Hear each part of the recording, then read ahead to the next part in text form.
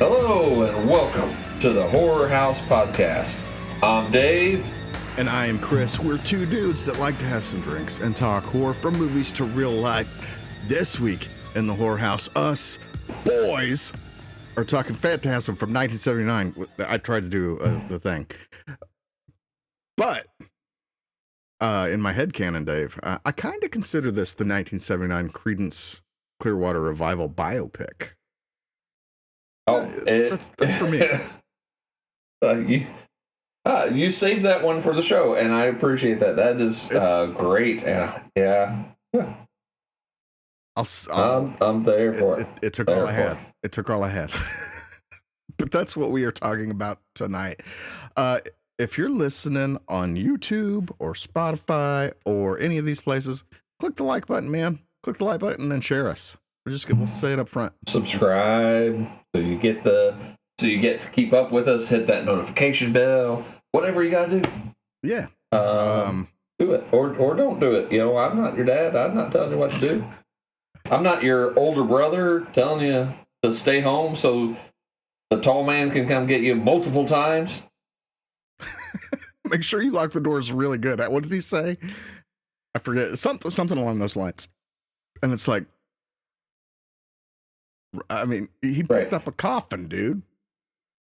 Yeah, right. The dude that is 8 foot tall that manhandled our fat friend in a coffin. Yeah. Sure. I don't think a door's gonna do it. Not in 1979 anyway. No. Clearly not. Whoever said they don't make them like they used to. I mean, I think that door technology is probably better than it was for this movie. Oh yeah. I agree. I would feel much more secure from the tall man and his little minions. Way more now than even 20 years ago. But like 79, give me a break. No, 79 was 79 in door communities. Like they talk about like what a down year 79 was for doors. So I debated. Have we beat that joke to death yet? I mean, kind of like Jim Morrison. Oh! Put him on the board. That's another door that won't come on the show.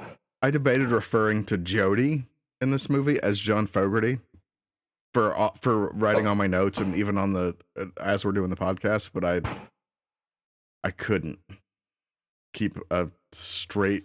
I couldn't keep my brain on the level to manage that length of a joke. But just know that I would have if I was stronger willed. Maybe insert joke here. I will say, everybody listening, if you're new to the Phantasm universe, if you start Phantasm, and hit play on your Willie and the Poor Boys record, if you make sure that when the tall man, when you see him for the first time, that's when you hit play, and then you'll know for sure when Midnight Special hits later on that you did it right, because it'll have you feel feelings that you've never felt before from a movie. It requires a lot of drugs. Yeah, you really don't even need the Willie and the Poor Boys album. You just once you start hearing Midnight Special on your own, you'll know you've achieved it. If that don't make you feel things, you're dead inside. I was reading some comments from people about Phantasm, and I saw one person say, some beers and maybe some smokage certainly doesn't hurt your experience with Phantasm. And I'm like, okay. So I definitely agree with that. I had just a beer and watched it, but I mean, I feel like I enjoyed it more than I ever did. So maybe they're onto something.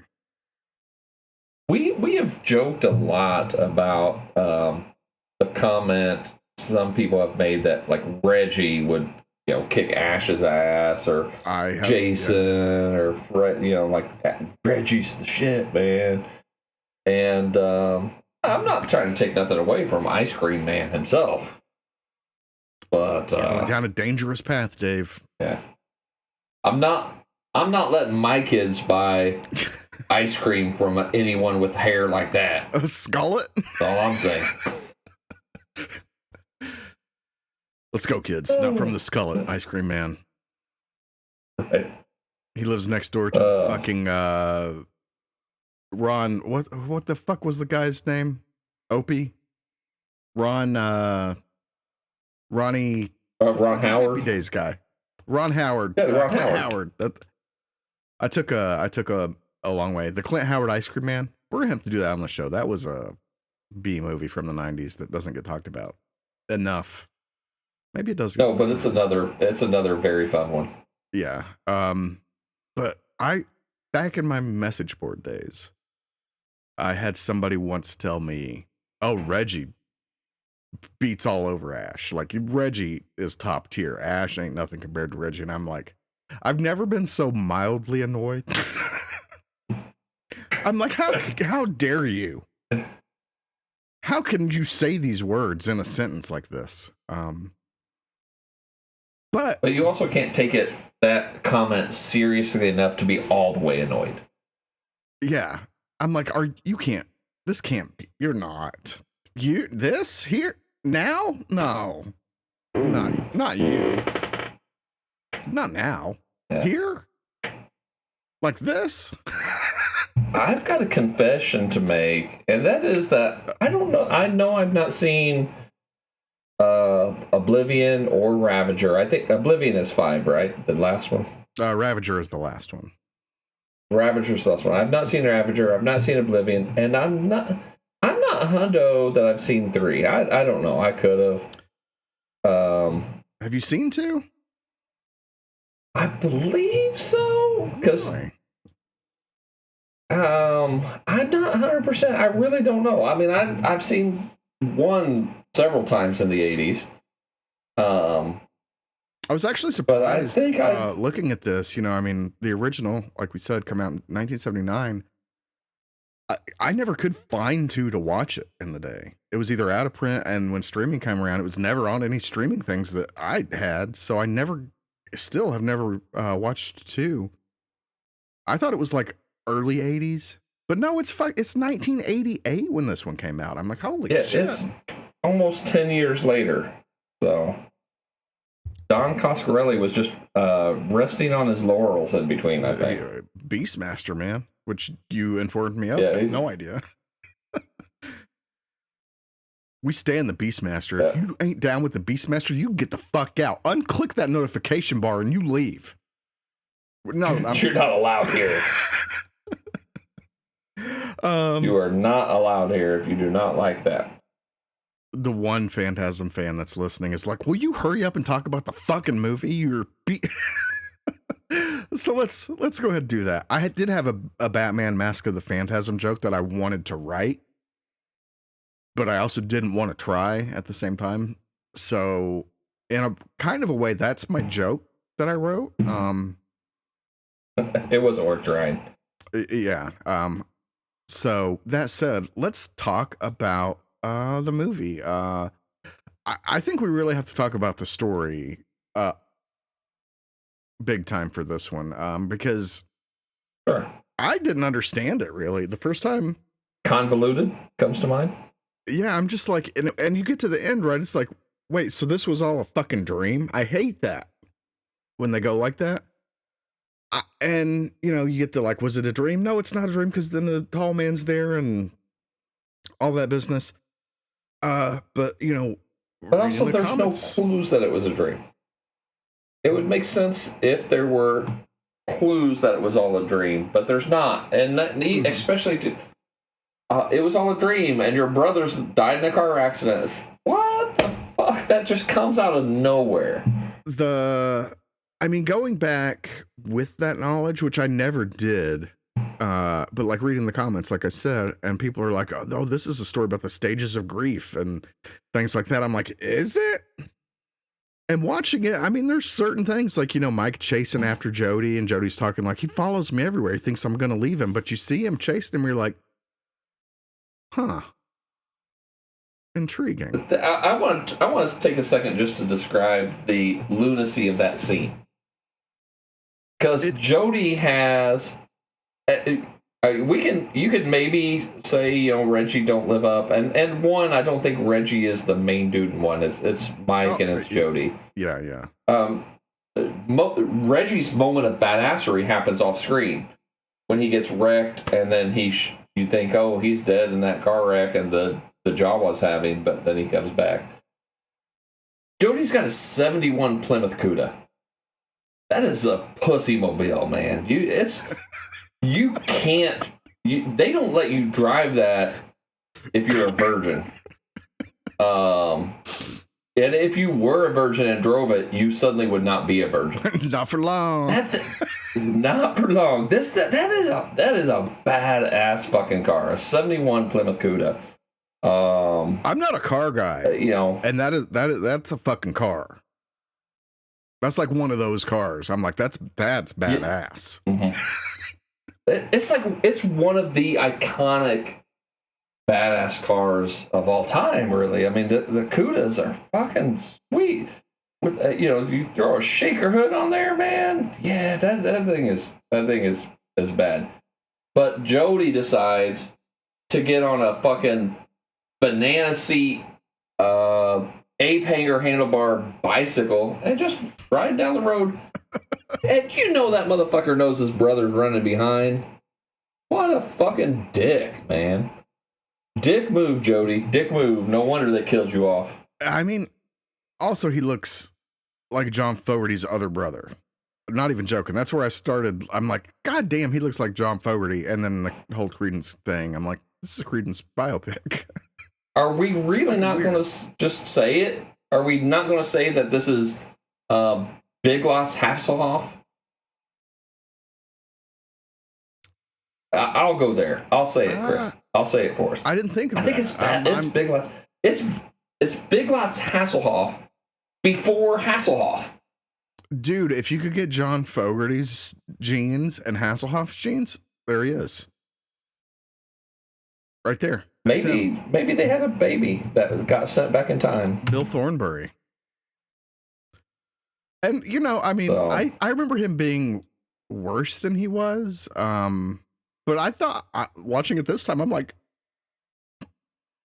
the only person I have a problem, I shouldn't even say a problem, but I'm like, they're not the best actor, was Mike and the fucking star-cheeked girl at the psychic. I'm like, okay. And them I can look past. I mean, Mike's very important. The star girl chick is there for just a second, so no big deal. But yeah, I have so many questions about that because it goes nowhere, but it seems like it should be important. The psychic, and are they just fucking with him? Are they maybe shysters? We talked about off air, but like there's supposedly like I guess the original cut of this was 3 hours long, right? And there's some talk of a big extended version Coscarelli is working on or wants to do. So maybe there was some more to that. But that said, like if it's a dream, that kind of makes sense, right? Because I have plenty of dreams where it's like plot A, never mind, here's plot T through Z. Yeah. I give you that. I don't know that was the intention, but I can accept that in that kind of train of thought. I kind of feel like though, because I heard that in my research for this several times that like Phantasm is about grief and it's about mourning and the loss and dealing with loss. Mm-hmm. And I really want to be like, don't church it up, dirt. That's like saying Friday the 13th is about dealing with the death of a loved one because people die in it. No, that's not. I don't believe it. Don Coscarelli, or if you're still alive, I don't believe it. We're on. Come on the show and set the record straight. I'm surprised we are on two opposite ends because I do believe it. Watching it this time with that in my head, like Mike tearing it through the fucking graveyards on a dirt bike, right? I'm like, you're vandalizing the fucking graveyard. Get out of here. Maybe it just means I'm getting old. But I took that to mean. So what the fuck does Tommy getting laid in the graveyard has to do with the stages of grief? Now, I'm not saying it's perfect. I ain't saying the idea, the execution of it's perfect, because, like, do you ever have dreams or scenes in your dreams that you're not in? Because I sure don't, that I can ever remember. Yeah, I'm pretty sure I do not. Yeah. Which is the thing I've never thought of, which I'm wondering, Dave, now that you've agreed to that, is that our Matrix pill? Because I never have heard somebody say that in my life. It's like, oh, I had a dream and it was the scene of all these other people, me not included. I'm like, never. I've never. I don't think so. If I'm not involved in my dreams, what am I even doing? Dreaming. This is bullshit. Right, that's somebody else's dream you stepped into. So that's where they kind of lose me, right, with the dream aspect of it, because there's plenty of scenes without Mike. So, what does the mystical tuning fork to another world have to do with the mourning and loss? Well, I mean, that represents heaven and hell. Okay, there, I answered my own question. Heaven and hell, maybe? I don't know, because it is red, like the devil, like hell. You know, the red's kind of associated with that. Well, I mean, you know, back in those days, you didn't have like these tuners and stuff that we have now, these where you click on a button and it shows you visually, like, you're this far away from your pitch that you're trying to achieve. You're not quite on A, you're like a little sharp, a little flat. But back in those days, you had the tuning fork, right? And you had to listen and get your shit in tune that way. So I'm beating a long way around the bush for a joke I don't know the punchline to. keep going. You'll find your way there eventually. I'm like, I'm either going to stumble on some truth or a great joke. And in the long run, how about none? How about I just bail? Let's jump out of this ship before I go down with it. That's the power of alcohol, kids. Yeah. But I mean, you're trying to find this perfection, right? Like this in between. I think heaven and hell is a good. I think you maybe nailed it. We're maybe putting symbolism and thought into maybe something that maybe didn't have any. I don't know.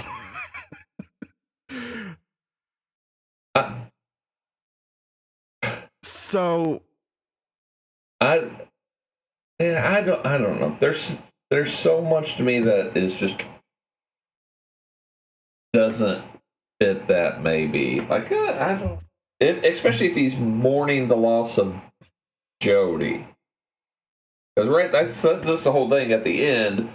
If you take it at face value, minus Tall Man coming back is right. Reggie's like, no, Jody died in a car wreck. Which there are a number of car wrecks in the movie, I guess, if that's what that's referencing to. I don't know. I was just I don't know. I can't stand that, man. I don't think so. It may just be me trying to want more depth to the rest of it or something, but like I'm like, it's this teenager who just lost his older brother, but before that, like whatever the time frame actually is, lost his parents. So of course it's 2 years according to Jody. And I mean, even if whatever it could have been, like, trying to make sense of it in some kind of a way, but then you get to the end, and I guess you could take that to mean, if you're following that idea, is like, Reggie's like, okay, we're gonna get out of here and clear our minds, go somewhere new scenery. But then the tall man's there, and the hands burst through the glass and pull him through. Like, does that mean? Not like what does that mean? Does that mean that the psychological stuff is still there and it just pulled him back in? That's what I want to think. Like the nightmare's not over. Like his mind's still fucking broken. But I've not seen the sequels, right? So I'm curious how that handles things. I have seen the sequels except for 2, but I don't remember them. There's a lot of. They're weird. I mean, this movie is just weird all over the place. Yeah. So I mean, maybe that gives something to the dreams, and I'm really wanting now to see like the full. I want those deleted scenes. Yeah. I didn't know they existed till we were researching for this week, and I kind of went into it, and then it makes a sense that these things exist, right? Because there's so many scenes that just come out of the blue. With no context. There are no context scenes. Mike walking down the street, seductively sucking on a lollipop, and then he sees a tall man walk up behind Reggie while Reggie's unloading ice cream, and he just takes a big old sniff of that fart juice. He's just like, and just reveling in, I don't know, Reggie just cut one. It's all the dairy, man. It's getting fucked up. It's not his fault. Sent a Reggie. Now, if you want to believe the IMDb trivia, which it can be hit or miss, I think sometimes, but this one is saying it's because the tall man's from another planet that's hotter than ours, and this and that, which we will see later in the film, and it's like. So there's a whole scene that this is not even like, I don't know, man. Here's my problem with that theory. Let's say I grew up on the planet on the surface of the sun. Right. I come to Earth. I'm not seeking out something cold. I'm used to the hot. Like I want the heat because that's my natural. So that makes no sense. Supposedly the Jawas, I'm just going to keep calling them Jawas. Are short because there's so much gravity on the other planet. So what happened to Tall Man? How'd he end up 8 foot? That's why he's their leader. Just because he's high? Yeah. Like what? In an alternate universe, one of the Jawas found shoes with a 2-inch lift, and suddenly he's their leader. Yeah. Yeah.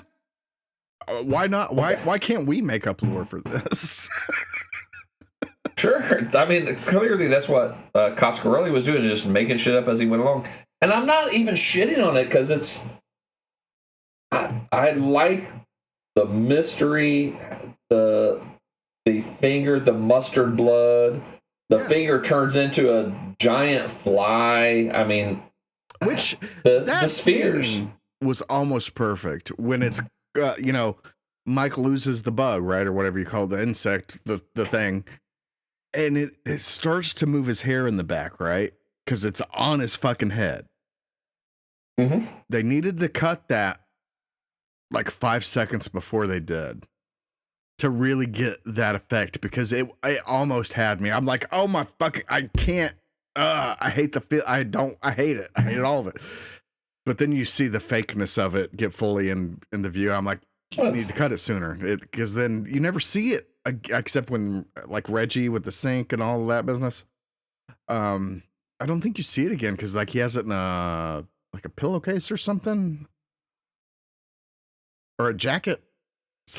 Yeah, a jacket. I think it's yeah. But yeah, I mean the effects in this movie are really pretty good, except for that bug. Is when their best.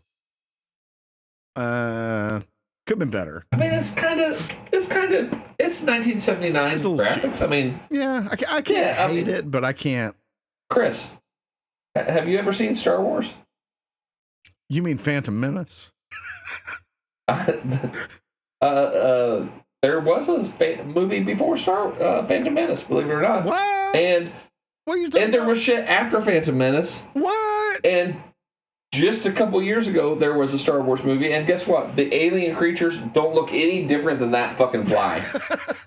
Maybe they're a little softer around the edges because of CGI, but the physical part of those effects are no different than that fucking fly. So I think the fly is fine for 1979. Fair enough. Okay.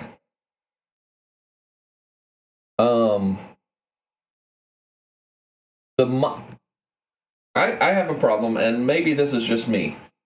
Whenever they're walking around in the mausoleum, mm-hmm. I don't expect them to actually be marble walls and stuff like that, but it's disturbing to me how fake the marble looks.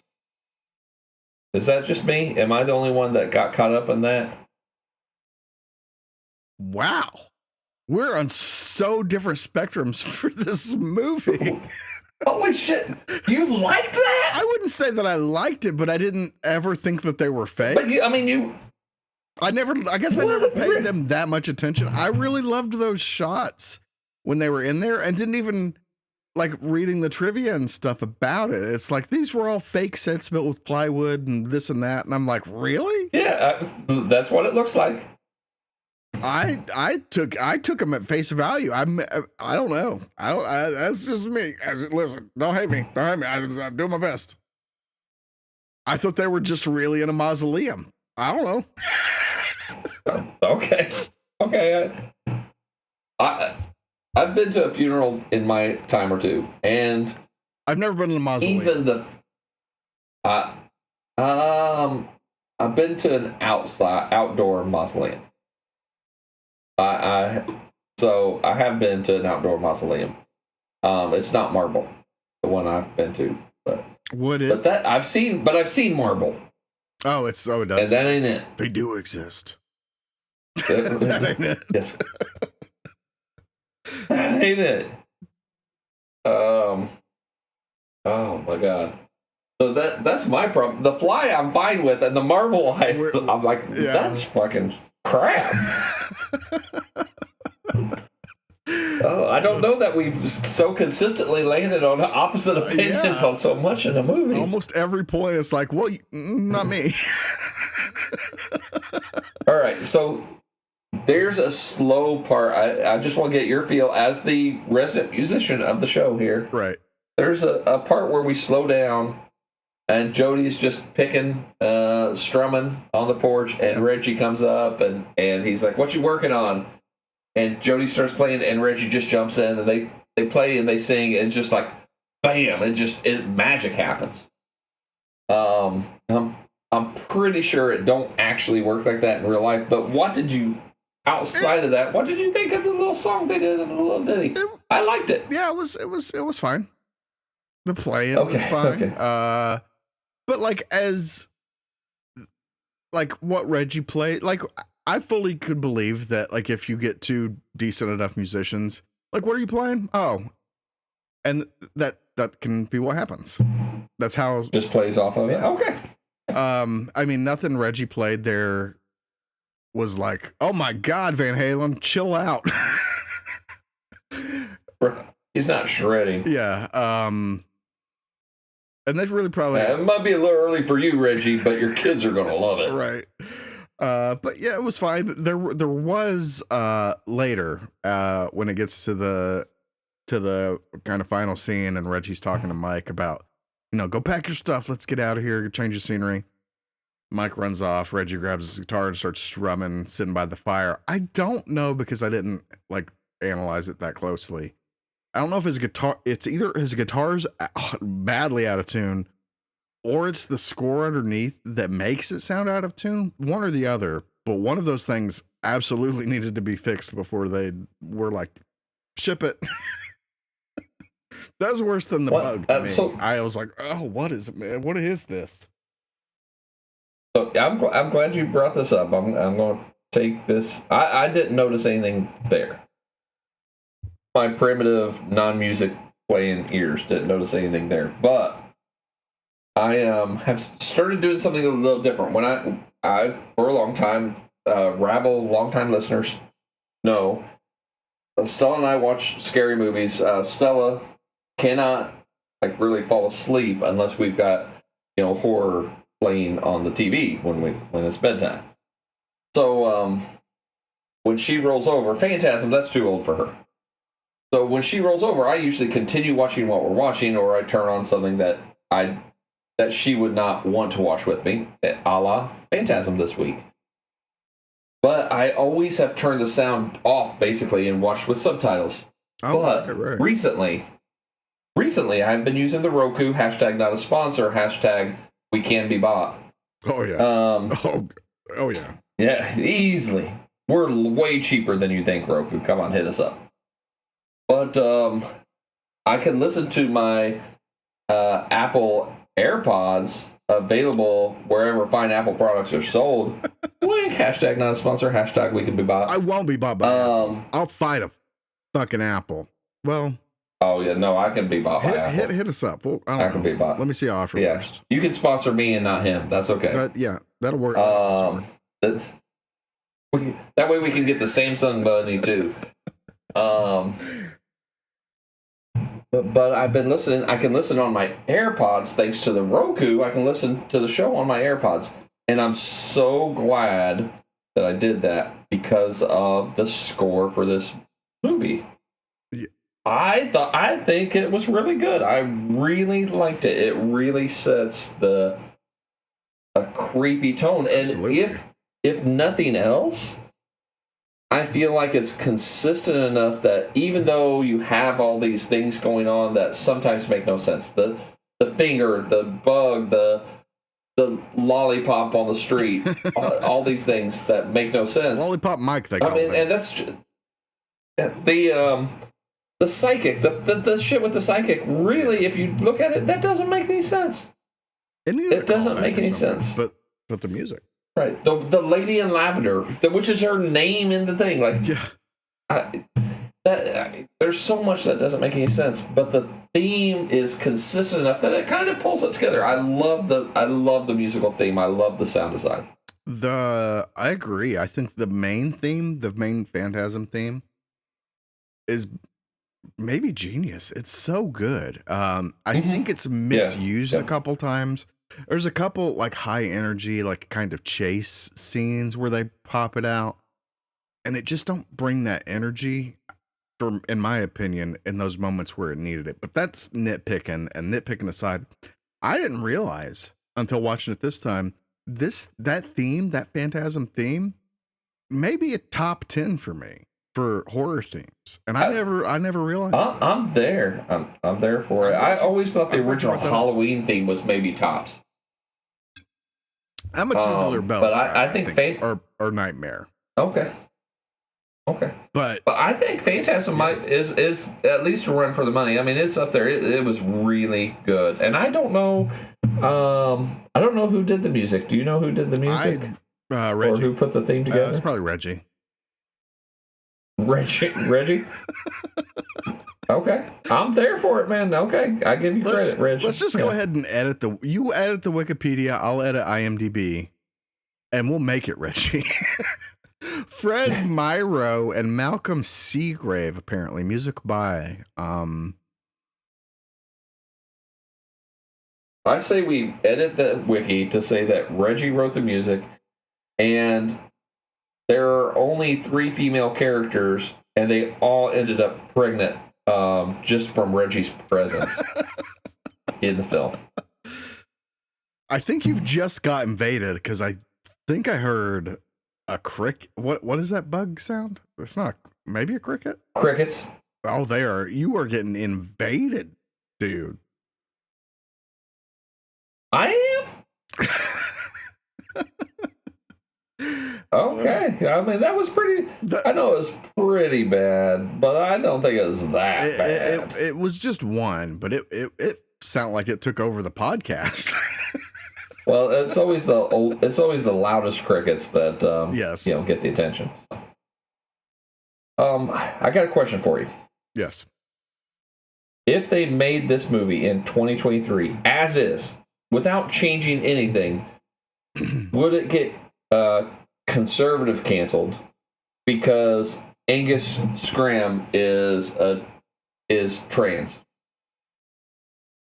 He transes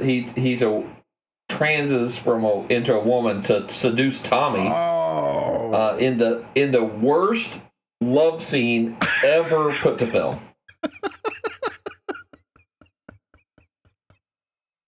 So I don't know what is up with that.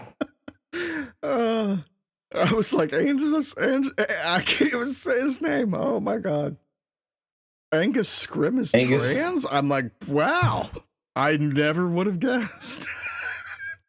Right. I'm on the level now.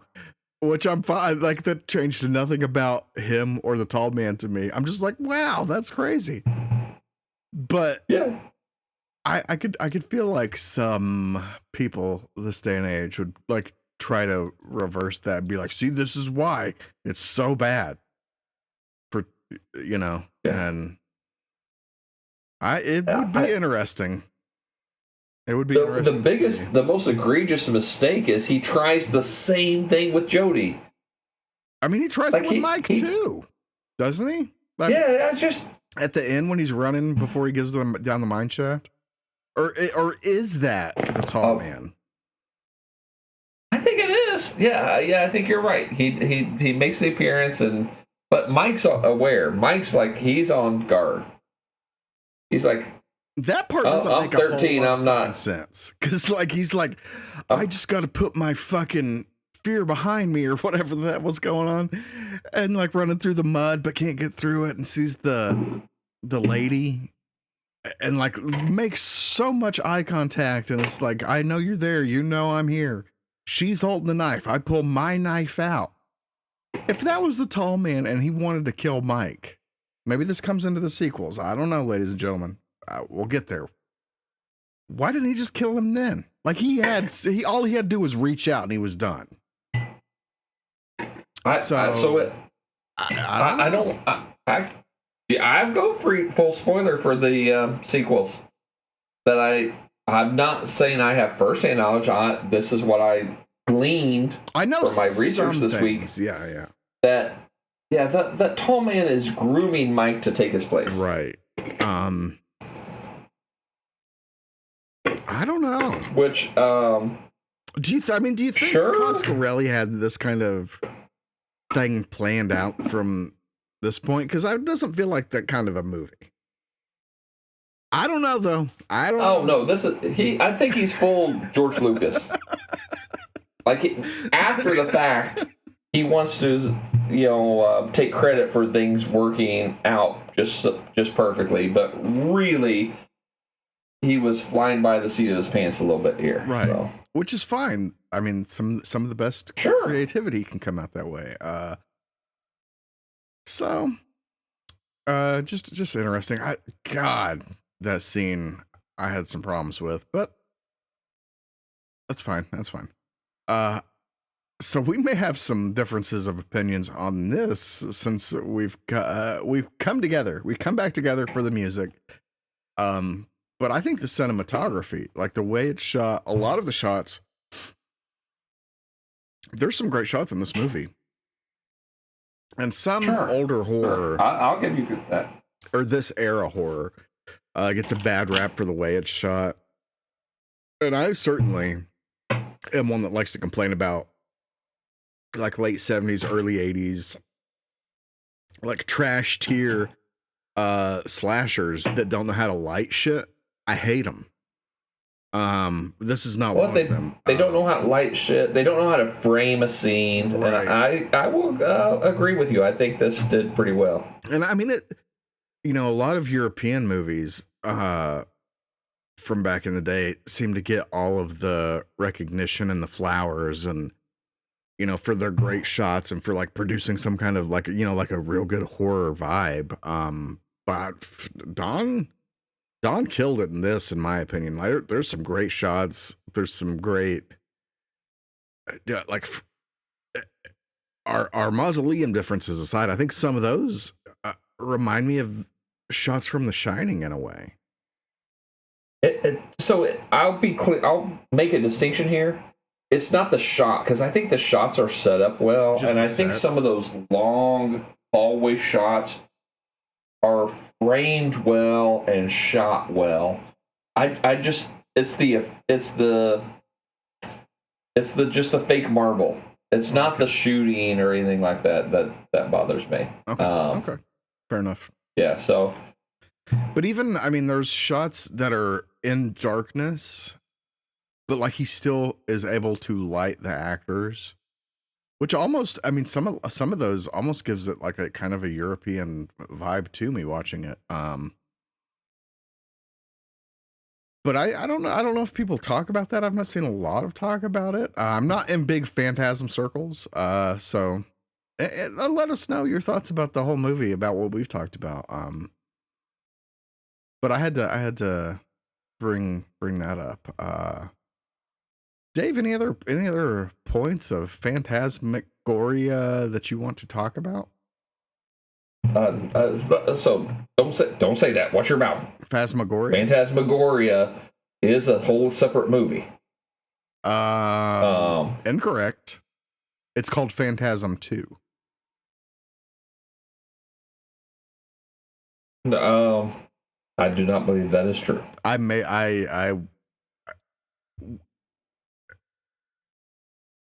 You're totally just making shit up.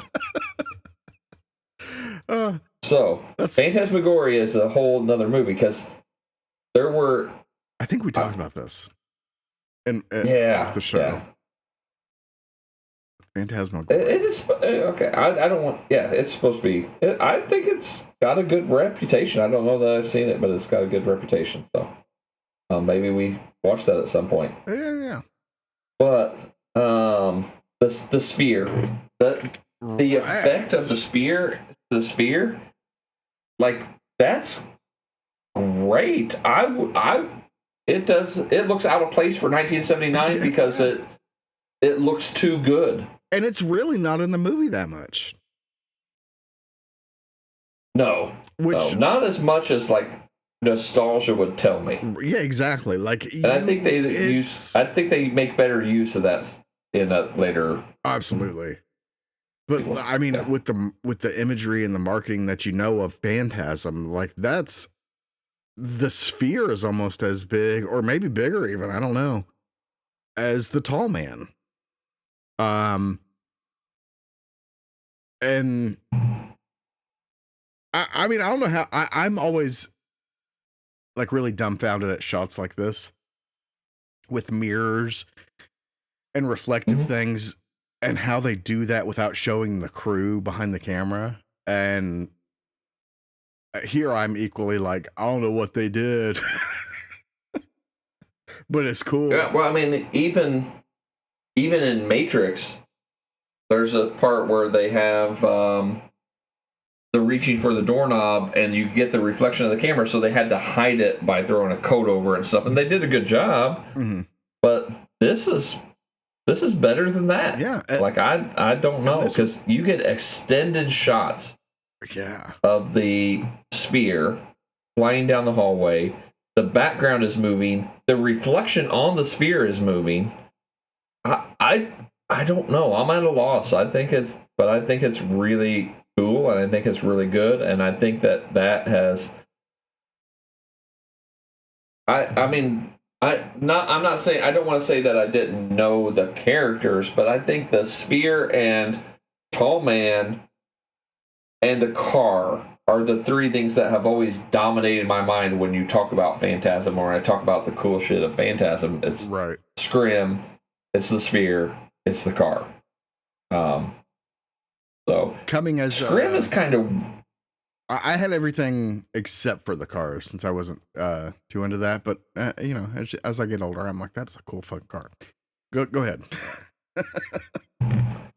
There's some weird things with Tall Man too, like some weird mannerisms, I feel like.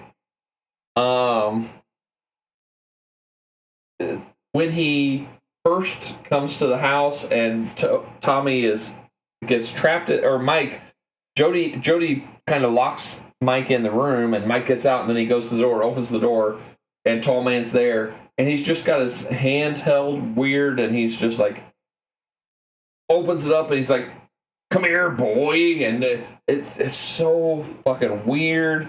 And then later, when he just explodes the door off the hinges, yeah, it's just so weird. But it's weird in a way that works. I feel like it's like, this makes no sense. He didn't physically touch this door at all. It just with his kinetic energy just blew it off the hinges. To me, that makes perfect sense in a dream. In a hopeless dream where you're trying to get away from this thing. Like, all you know in those moments is that you're trying to escape this situation. And that hopelessness just carries forth and pushes forward. So it's just breaking doors down without even trying. And that's a stage of grief that's not wrote about in that book. I don't remember the doors being blown off hinges stage of grief, so but okay. Real. It's so real. It's a different book. It's a different book. So, but I mean, speaking from a dream standpoint, I'm all there for it as far as a dream goes. Like just this thing, it doesn't even have to do anything, and it's still after you. That's fucked up. That's fucking crazy. I can't believe I'm defending I've had some weird. Am I defending a movie? What's happening? It feels like you are. It feels like you are. Wow. Oh wow. Wow. We haven't really touched on the Jawas. Right. It's hard to. I have a hard time believing in Divergent creation. I have a hard time believing he created these Jawas at the same time, but totally separate from the Star Wars Jawas being created.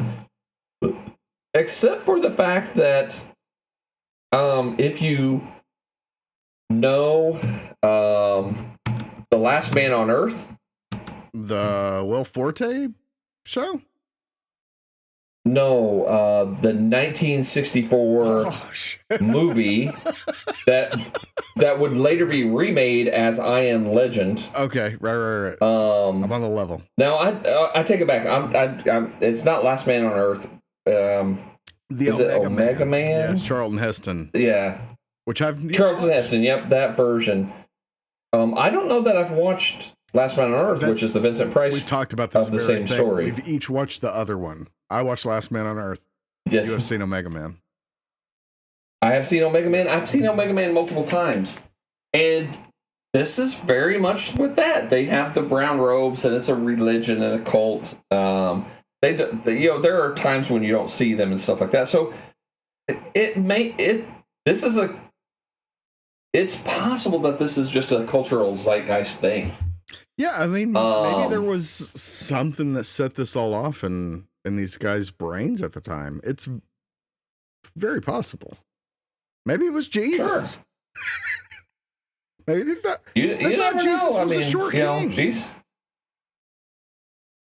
He was a shorty. I mean, he 33 years on this world. So I don't know. So I do want to say when the Jawa is on Jody's back and he's trying to shoot it, if I had watched it for the first time today, this week, because I've seen it before, so I knew Jody wasn't going to blow his brains out. Yeah, right. But if this week was the first time I had watched it, I was waiting. I would have been waiting for Jody to be like, shoot himself. That is a terrible idea, Jody. To just blindly shoot at something that's climbing on your back. No recoil from that whatsoever. I'm like, there ain't no way. The gunplay is very terrible. I have to count down for the gunplay. Yeah. It's not good. I did notice that. And the car.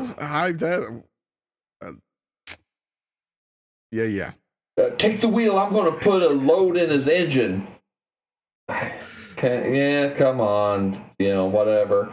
And then the car crashes into a telephone pole and explodes. And that's not how car accidents work. I'm pretty sure that's how they all worked until like 1998. Until Cronenberg made him sexy. Yes, until he put vaginas on the cars. Yeah, I mean that's a whole trope from the 70s and 80s of cars exploding. It hasn't completely gone away. Not completely. Yeah. Not completely, but the cars don't explode like that. If cars exploded like that, no one would have ever survived a car accident in the 70s. I would have been vaporized when I was like, I'm going to try to not use my brakes on this turn and wound up in the ditch. Like in those movies, like Chris is just gone to the fucking stars. When I backed up the station wagon into a tree because my girlfriend's fat ass girlfriend, I couldn't see around her. Dead, all of us. Wait, you couldn't see a tree because of her? I'm not gonna name names. Okay, we'll leave it at that. We'll leave it at that. Yes, but yeah, we'll leave it at that. I'm not laughing at her, Rabble. I'm laughing at her size. This ain't an Andrew Tate podcast. This is Horror House, damn it. I can laugh at what I want. And you should laugh also. This is let's go ahead and hire an editor that's not me to cut certain things out. Sure. With what budget? You've listened to the show, haven't you? I'm not a fan. No, I'm not a fan of what we do. Before we go,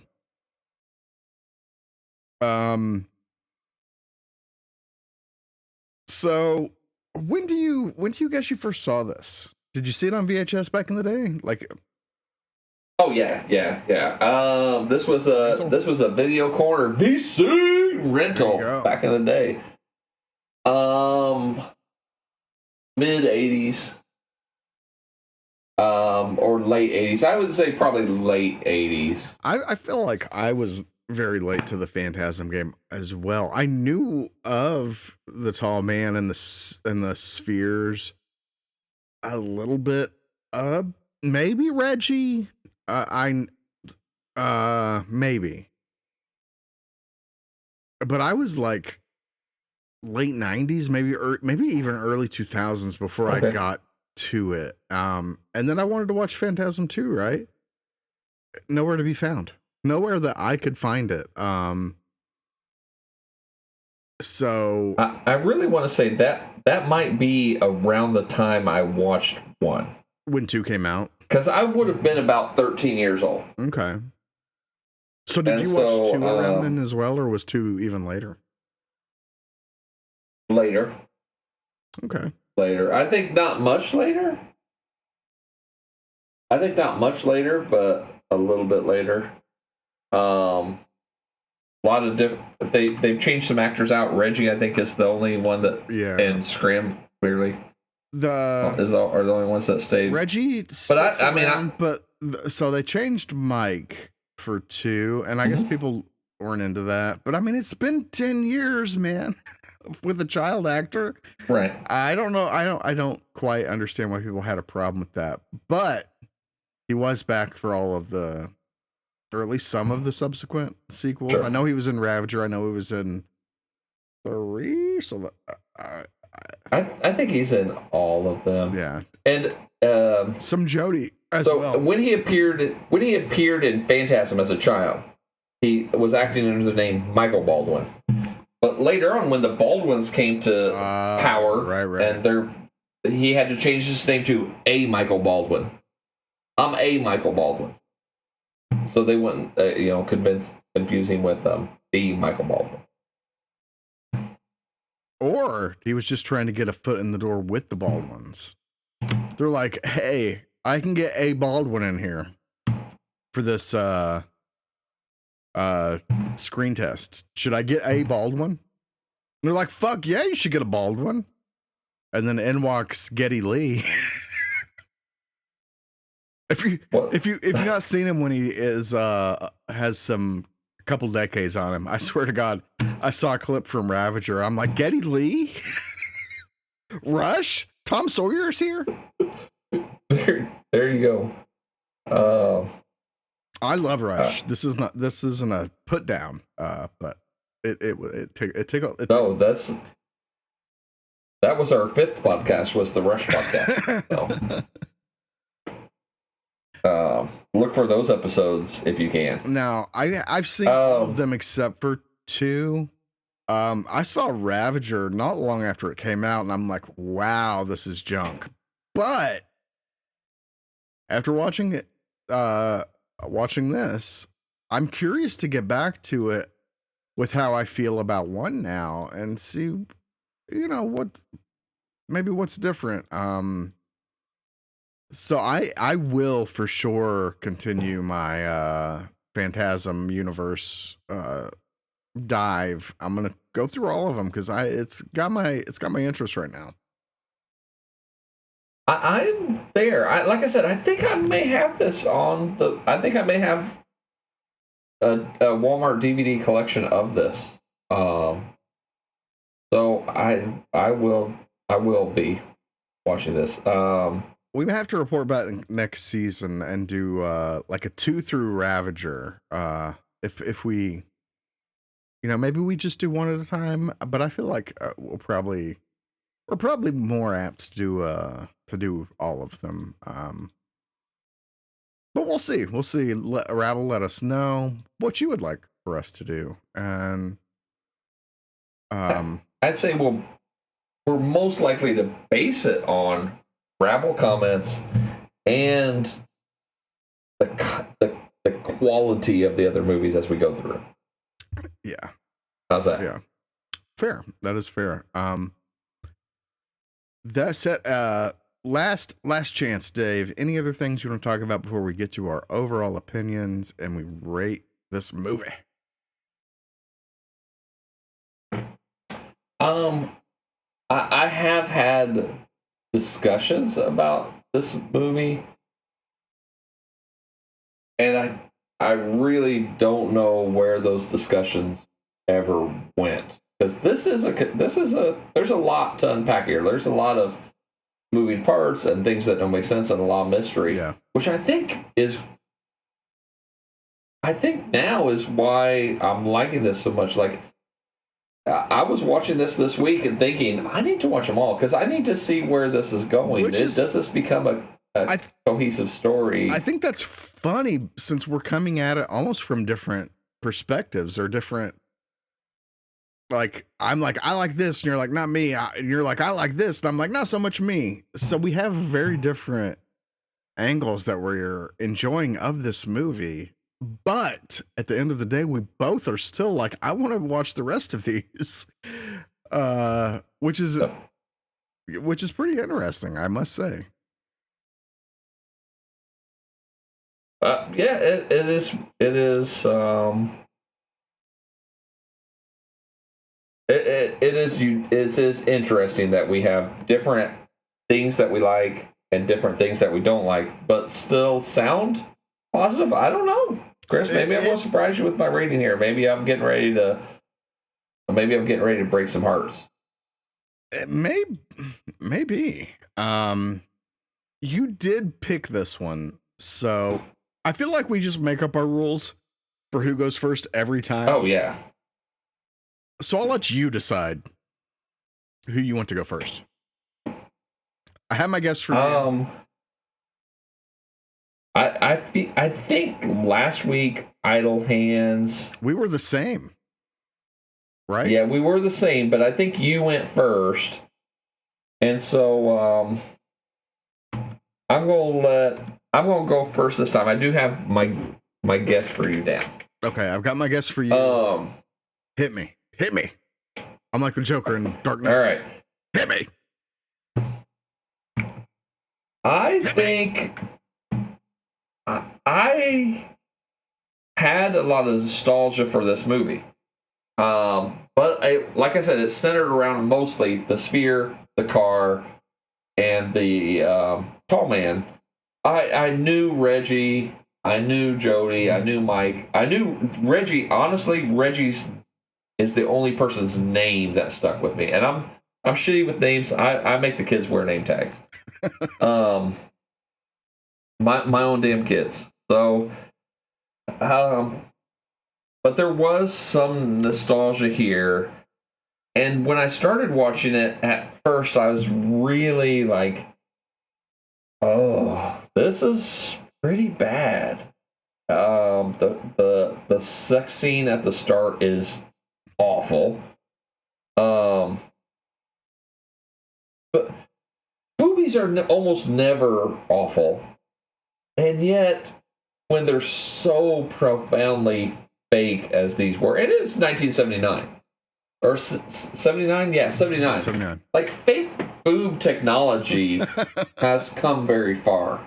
So you gotta judge it by the era. So in 79, fake boobs technology is not that great. So the boobs they're still boobs. They're still enjoyable. They remind me of my first set of fake boobs I ever enjoyed at a strip club.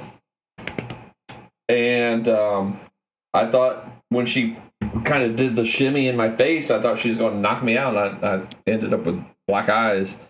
And so they remind me of that. But the sex itself was terrible. They in no way looked like they were having fun, either one, Tommy or the lady in lavender. Right. And then to have what little enjoyment of the boobs interrupted by realizing it's actually Angus Scrim in disguise just is awful. That's not a good experience. But as the movie progressed, I was in. I got drawn in and drawn into the mystery. And a lot of things I was like, oh yeah, oh I forgot that, yeah, oh yeah, this is really neat, this is cool. So I did really enjoy it. That being said, as a standalone, I really didn't rate it very high, and I kind of feel bad about that. Because I think it has some great elements, and I feel like I would probably be a whole point higher with more of the deleted scenes and more of the stories. Because, I mean, by all accounts, what ended up on the cutting room floor is, character development and background story and cohesion. And so, as is, though, I have to give it a 7.5. All right. Do you think that's low? I am who I am, Chris. Fair enough. I can't pretend to be something I'm not. Fair enough. Dude. Fair enough. Which is funny. And I feel like I give my score at the start of my reviews now for some reason. But again, Dave, we're one and the same. 7.5 with me as well. Oh, okay. But we come at it from kind of different angles, different perspectives or something. But with some overlaps, like you were saying, and I didn't even put it in my notes, but like going in thinking like, oh my God, this is going to be a rough movie to get through. Like this is that beginning. You're like, what am I doing? Yes. This is so bad. But it quickly leaves that behind and it goes to a different place. And I never really disliked Phantasm. I was never like a big hardcore fan of it. But I was somewhere on the fence still. I never needed to have it in my collection. You know what I mean? Sure. Like it was one of those I liked the time I watched it. But I don't need to go further. But going back to it, like, part of that was like, it was a fucking dream. I'm not into that. I don't like that kind of like hogwashy kind of ending. But for me, which is where we differ, right? Like going back to it with this mindset, my mouth farted weirdly. Did you hear that? Like my tongue flew out of my mouth and like it had to make a fart sound. But like going back to it with this knowledge of like, it's like Mike trying to come to terms with the death of his brother and his parents before that. I'm like, interesting. And like, there's some subtleties there that I'm like, okay, I'm kind of more into this because of this. And in a way, that's kind of what got me into Cronenberg, right? Like when we did our big Cronenberg episode, I'm like, here's the idea of it, and then I'm the one that's like trying to like, is this what I think it really is? Like trying to dig a little deeper than maybe what they're showing in certain things. But you know, we'll see where the series takes us, because I know Jody's back in some regard, and I know that Mike is being groomed to be like the replacement tall man in some kind of another regard. I know that Reggie is kind of the main man as things move more forward. It's an interesting series. And I really need, now that I'm a little more into it than I think I've ever been, to get into those sequels and see, and finally see 2, because I've still yet to see 2. But 7.5, I probably would have been a half a point or maybe a full point lower. If without the boobies. No, the mustache. And that is a great mustache. Tommy's awkward acting with that mustache really. I mean, did it hurt it or did it raise it up? I mean, I don't. No, I mean, it's a great mustache. I think probably it's a great mustache. From a 6 to a 6.5 is probably where I would have been, but like digging a little deeper with it, yeah, I think 7.5. But hey, I'll put an asterisk at the end of my 7.5 and say, you know what? There is potential to go higher depending on what these sequels do. Sure. Sure. We've talked about that. We've talked about that because we're very intellectual that way. Oh, so smart. About how your experience affects your rating, and right. After the fact, like when you dig deep in your brain, like, oh yeah, that was pretty cool and that was pretty deep, and so ratings change. One thing we've talked about several times, Chris, is that we always leave something behind, and we may have an episode where we just need to go through all our old shows, right? And like, hey, you know, I forgot to say this, or I meant to say this, or I should have said this, or I think this now. Right. Before we even leave this one, Britt, what did you think of the makeup of Tommy after the car wreck when they find out it's Tommy as a Jawa? I mean, I wasn't offended by it, but I mean, I feel like I took that more as kind of like you took the bug. Like, it's just the times. It's just the times. Yeah. Okay. Like, I didn't take it as offensively as I took the bug. But I mean, I think my complaint with the bug, to more clarify, was just that they showed too much of it in Mike's hair. Okay. Like they went. I'll take that. But yeah. I mean, I don't know. I predicted your score, Chris, as a 7. I didn't. I'm kind of surprised. I figured you would guess lower. No, I guessed you as a 7. I don't know what you guessed for me. I guessed you as a 7 as well. Okay. There we have it. We're there. We have some consistency. This is 2 weeks in a row. I don't know that we've ever done that. Yeah, Horror House is homogenized now. You can stop listening. No, we've melded. Yeah. There's no reason to continue. I'm kidding. Don't leave. Not now. Here? Like this? Damn it. I listened to these guys for the drama. Who's going to like what? Who's going to rate higher? Like, yeah, okay. Yeah, like you don't know. But I mean, this is actually interesting since we had some disagreements or I wouldn't say disagreements, but there were certain things where we were on opposite ends. Sure. But at the end of the day, we kind of come to the same place. So that's it. in stone, this is a 7.5 movie. I think that considered, this actually, in some weird way, becomes one of our higher rated ones. Since we're coming from different degrees of liking it, which is weird. But we both agreed on the music. It would not surprise me. We both agreed on the music. So that's what brings us all together at the end of the day, folks.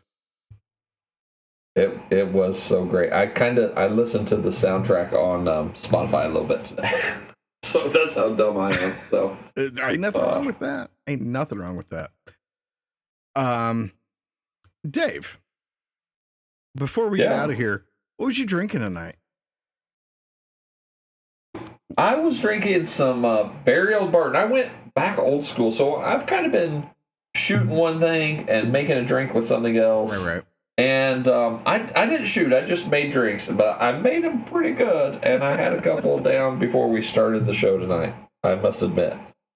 So I feel pretty good. Very old Barton. And I think I started mixing with Wild Cherry Pepsi Zero and finished mixing with Dr. Pepper Zero.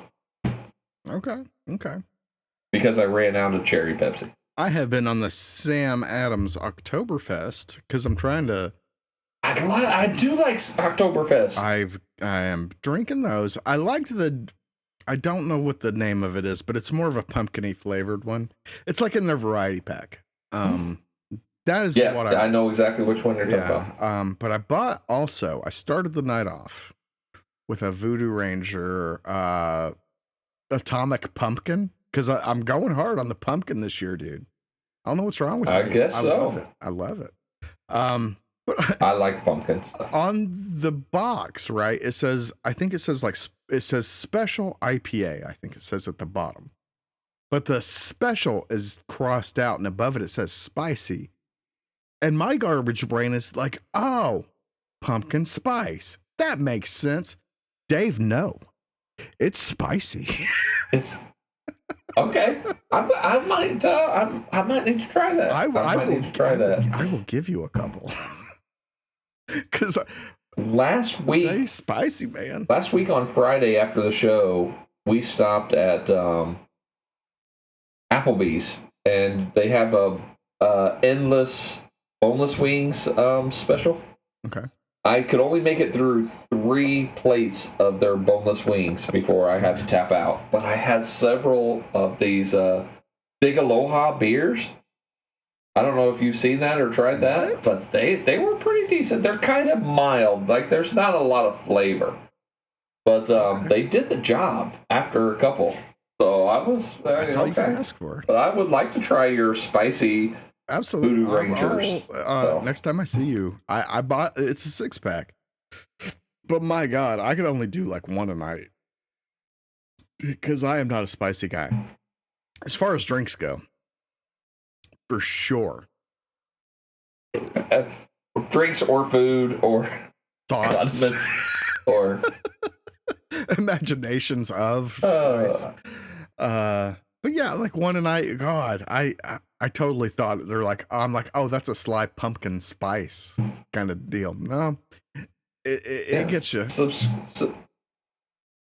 Subscribe to the Patreon, and we'll tell you that doesn't exist yet, and maybe we'll tell you the story of how the first time Chris's first trip to the Five Guys and how spicy the. It wasn't my first trip, but it had been a minute. But yeah, okay. We'll have to make a list, and someday people will be like, yeah, we want to hear these stories. But until then, Dave, if somebody in the rabble was like, yeah, you know what, dudes, make that fucking Patreon. Let me hear more of your shit. Tell them where they can do that. You can hit us up on the Twitters, either by tagging us or DMing us, and I'm not going to call it by a single letter. I've decided it will always be the Twitters. You're calling it by its government name. That was his birthday. I'm not letting it trans to something else. At Sweetness, one with 6 E's. Or at Horror House 2, because there's 2 of us. You can email us, horrorhousepodcast@gmail.com, or go to the Horror House book on Facebook. Something about that one. The Horror House book on face page? The Horror House page on Facebook. Jesus Christ. That's too spicy. That's too spicy. You can look for us on Slasher, the social media app for horror fans. Yes. I'm Horror House Dave. Chris is at Horror House Chris. Look us up, friend us, and let us know what you think. Yeah. But also, we talked about it at the beginning of the episode, we are on YouTube now. So if you're listening on YouTube, please click the like, click the bell, click the subscribe, all that business. Honestly, if you're on any platform, follow us, man. If you listen to this whole episode, come on. You like what we're doing. Don't be bashful. Not now. Here, now. No, not you. Click the button, man. Listen to next week's. It's going to be great. I promise. I totally promise. I tell you what, Dave. Dave and Rebel, next week's going to be probably even spicier than this because I already know that we disagree on it. On some kind of a fundamental yeah. So it could get spicy. Yes, I have gleaned that. As much as we've tried not to talk about next week's movie, which is a new movie. It's 2023, so it is not something old. We've not talked about it directly, but I have gleaned that we are not in agreement for this. Also, we should mention it is the season 5 finale for Horror House. Is one of us going to die? Maybe. Could it be you? Could it be me? Could it be Dave? I don't know. I ain't writing this shit. You never know. This is real life. This is a real life podcast, and we're all listening, waiting to see what happens. Who knows what's going to happen? But we all meet together. Not us. We don't plan these things well enough to know what's going to happen. It just happens. Yeah. It's almost like it's happening to us. But like I always say, Dave, we all get in there, we shake hands in the pool, and then that's where man meets infinity. I've said it. Good. There you go. I've said it once. I've said it once, at least. So till then, Rabble, we will see you next time. Well, you'll hear from us next time. Same cemetery, different grave. We're out. Kick some dirt on this bitch. Can you see that tree behind that bitch?